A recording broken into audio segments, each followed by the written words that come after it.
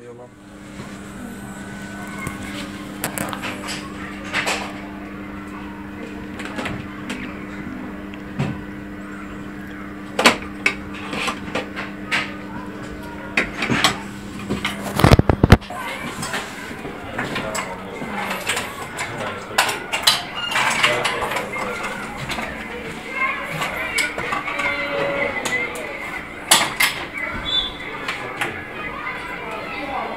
Muistaaks mitä täällä? Jos sä laitat sen lampun siihen kiinni, niin tuleeko sieltä mistään virtaa? Ei. Tää mittaa sitä virtaa, jota on vaan lamppu. Ei niin, mutta se pitää kiinni. Jos me ei saa käytetä sitä. Sun on tarkoitus itse tuottaa sitä sähkövirtaa jollain tavalla.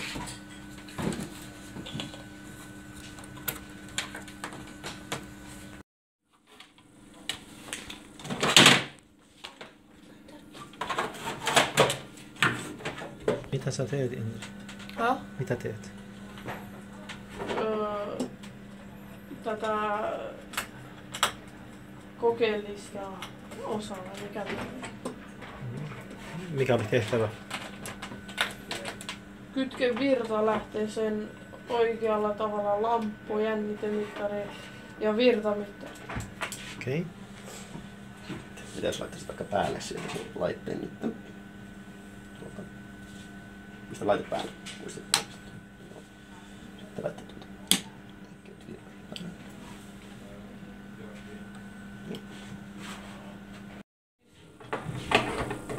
Sitten kato tarkkaan, miten kytket.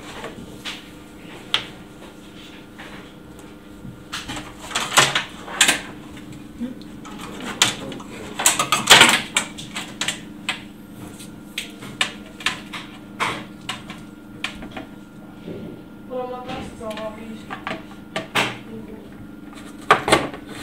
Niin paljon mä. Niin paljon mä saan. 50. Miten toi noin? Lamppu. Kokeilla. Tuot sitten, saatat sitä irtoa siihen. Joo, eli mikä tämän työpisteen tarkoitus on? No, siis tämän työpisteen tarkoitus on mitata oppilaan taitoja fysiikan käytännön kokeissa. Ja tämä on osa kokonaista koetta. Siinä on myös teoria-osuus mukana. Eikä siellä niin mitataan, miten hän on oppinut, vaikka ei osaisi niin kirjoittaa paperiin. Käyttää myös laitteita. Laitteita. Hyvä, mahtavaa. Tehtävä 1 on siinä. Sitten aina kun sä otat jotain tavaroita sieltä, mitä sä käytät siinä, niin kerro mulle aina mitä sä... Ja lähdetään hasvaa.